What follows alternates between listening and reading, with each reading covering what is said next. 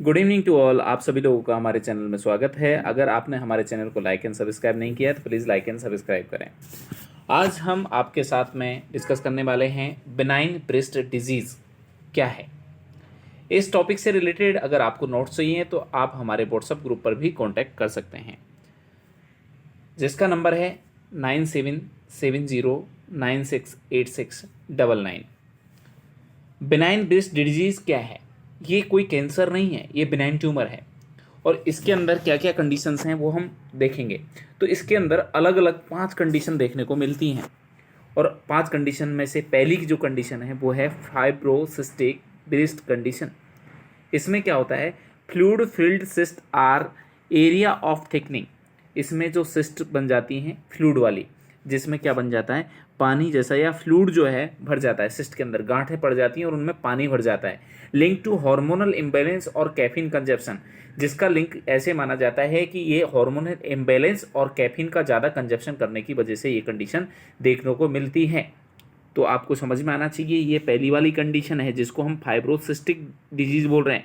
Cystic means cyst बन जाएगी और उनके अंदर फ्लूइड भर जाएगा, उस कंडीशन को हम क्या बोलेंगे, फाइब्रोसिस्टिक डिजीज। दूसरी जो कंडीशन आती है आपकी वो आती है फाइब्रो एडिनोमाज। फाइब्रो एडिनोमाज के अंदर क्या होती है, tumour size increase during the pregnancy. जैसे जैसे प्रेगनेंसी का ड्यूरेशन बढ़ता है वैसे वैसे ट्यूमर की जो साइज होती है उसके अंदर इंक्रीजमेंट आता है, और एंड डिक्रीज विथ एज। और जैसे जैसे एज बढ़ेगी उसके साथ में इसके अंदर जो है ऑटोमेटिकली इसकी साइज जो है धीरे धीरे कम होती जाएगी। और ये जो अगर मैं बात करूँ, ये फेब्रो एडिनोमा जो कंडीशन है ये मोस्ट कॉमन ब्रेस्ट कंडीशंस है, बेनाइन ब्रेस्ट कंडीशन है, जो कि आपको रिप्रोडक्टिव ईयर के अंदर या रिप्रोडक्टिव एज ग्रुप के अंदर जो फीमेल्स होती हैं उनके अंदर मोस्टली देखने को मिलती है। तो आपसे क्वेश्चन पूछा जाए कि most common benign tumour of reproductive age group women, कि रिप्रोडक्टिव एज ग्रुप वुमेन के अंदर मोस्ट कॉमन टाइप की कौन सी बेनाइन ट्यूमर है जो कि प्रेजेंट होती है। तो उसका आंसर आपका आएगा फाइब्रो एडिनोमाज। ठीक है, जिसके अंदर क्या होती है, प्रेगनेंसी के साथ में बढ़ती है और एज के साथ में ये ट्यूमर घटती है। नेक्स्ट, और आपकी थर्ड नंबर जो ट्यूमर आती है वो थर्ड ट्यूमर जो है इंट्राडक्टल लीजन्स है। इसके अंदर क्या होता है, जो डक्ट होती हैं उस डक्ट के अंदर क्या पड़ जाते हैं, लीजन्स पड़ जाते हैं, घाव बन जाते हैं, और उन घाव बनने की वजह से वहाँ से जो डिस्चार्ज हैं वो ब्लडी डिस्चार्ज आते हैं।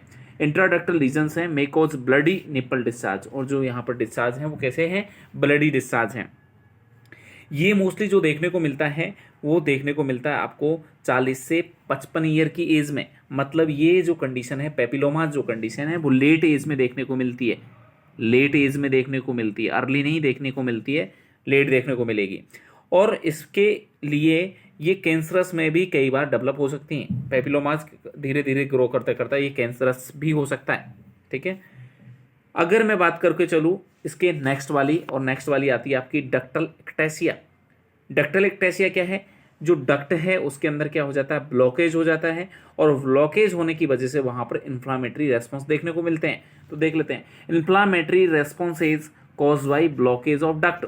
तो डक्ट जो है आपकी वो ब्लॉकेज हो जाएगी, उसकी वजह से जो इन्फ्लामेटरी रेस्पॉन्स आएंगे उन्हें हम क्या बोलेंगे, डक्टल एक्टेसिया। और फिफ्थ नंबर जो कंडीशन है वो है लिपोमास, सॉफ्ट फैटी ट्यूमर। जो आपकी ब्रेस्ट के अंदर जो फैट्स हैं उसके अंदर ट्यूमर बन जाना, फैट के अंदर ट्यूमर बन जाना, that are mobile and non tender, जो कि मोबाइल होती है और नॉन टेंडर होती है। ये कंडीशन क्या कहलाती है, लिपोमेज कहलाती है। तो हमने यहाँ पर 5 कंडीशन देखी, समझो 5 कौन कौन सी कंडीशन है। पहली जो कंडीशन आपने देखी वो देखी थी आपने फाइब्रोसिस्टिक, जिसके अंदर क्या था, फ्लूइड भर चुका था और सिस्ट बन चुकी थी। दूसरी देखी थी हमने फाइब्रो एडिनोमाज। एडिनोमाज के अंदर क्या हुआ था, वहाँ पर जो है एक प्रेगनेंसी के साथ में बढ़ेगी और एज के साथ में घटेगी। तीसरी कंडीशन आपने देखी वो थी पेपिलोमा।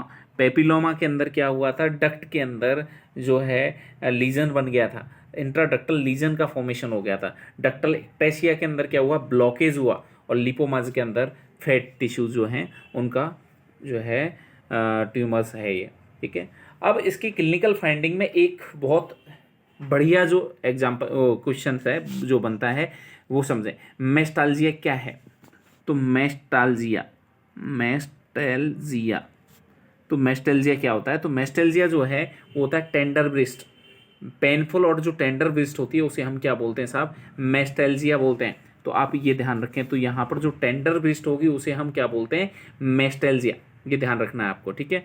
तो अलग अलग कंडीशन में अलग अलग तरह के डिस्चार्ज देखने को मिलते हैं। एक चीज़ और मैं बता देता हूँ, यहाँ पर जो डक्टल एक्टेसिया कंडीशन होती है बेटा, यहाँ पर जो है ग्रीनिश ब्राउन निप्पल डिस्चार्ज होते हैं, ग्रीनिश डिस्चार्ज होते हैं। तो आपसे अगर पूछा जाए कि जो ब्लडी डिस्चार्ज होते हैं वो कौन सी कंडीशन में होते हैं, तो पेपिलोमा कंडीशन में होते हैं, और ग्रीनिश जो डिस्चार्ज होते हैं वो डक्टल एक्टेसिया कंडीशन में देखने को मिलते हैं। तो इन चीज़ों का अगर मैं डायग्नोस्टिक करना चाहूँ कि जो बेनाइन ट्यूमर्स हैं इनका हम किस तरीके से डायग्नोसिस लगा सकते हैं, तो इसका सोनोग्राफी कर सकते हैं, मेमोग्राफी की जा सकती है, इसके आधार पर किया जाता है, और इसको सर्जरी वगैरह के द्वारा हम इसका ट्रीटमेंट कर सकते हैं। कुछ मेडिसिन भी दिए जाते हैं, कुछ डाइटरी मॉडिफिकेशंस भी किए जाते हैं, जैसे कि पहली वाली जो कंडीशन थी कैफीन वगैरह के कंजप्शन से ज़्यादा हो रही थी, तो यहाँ पर कैफीन वगैरह का कंजप्शन जो है कम कर देंगे।